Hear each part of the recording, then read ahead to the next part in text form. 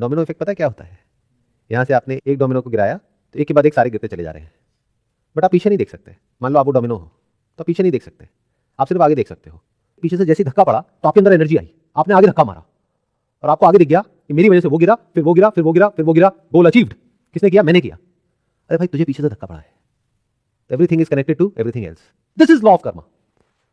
अब करो क्या करते हो। जो एक करता है उसका असर सब पे होता है और जो सब करते हैं उसका असर एक पर होता है। This is law of Karma in just 2 lines. आप समझते रहो इसका क्या मतलब है। लॉ ऑफ कर्मा जिसके ऊपर लोगों ने इतनी बड़ी बड़ी किताबें लिखी हैं उसको मैंने 2 लाइन में डिस्क्राइब कर दिया है। अब इसको समझते रहो इसका क्या मतलब है और देख लो कि सच है झूठ है, इसको गलत प्रूफ करके दिखाओ। यानी उन कहानियों का कोई बेसिस नहीं है जो लोग सुना रहे हैं, और इस बात को डिनाई करने का कोई तरीका नहीं है जो बात मैंने बोली है अभी।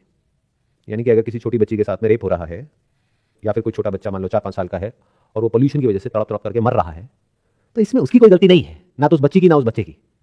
हमारी गलती है, हमारी सोसाइटी की गलती है, गवर्नमेंट की गलती है, लॉ एंड ऑर्डर की गलती है, जिसको उठा करके कहीं दूर उंगली कर रहे हैं और बोल रहे हैं अच्छा ये किसी और की वजह से हो रहा है, या फिर समझ नहीं आ रहा है क्यों हो रहा है, तो कुछ भी कहानियां गढ़ रहे हैं कि पिछले जन्म में ना इस बच्ची ने उसके साथ ऐसा किया था इसलिए उसने इस जन्म में उसके साथ ऐसा कर दिया। Topic close. कितना बढ़िया है एस्केप। मतलब किसी को कुछ करने की जरूरत ही नहीं है, वैसे सारे निकम्मे हैं, आलसी है।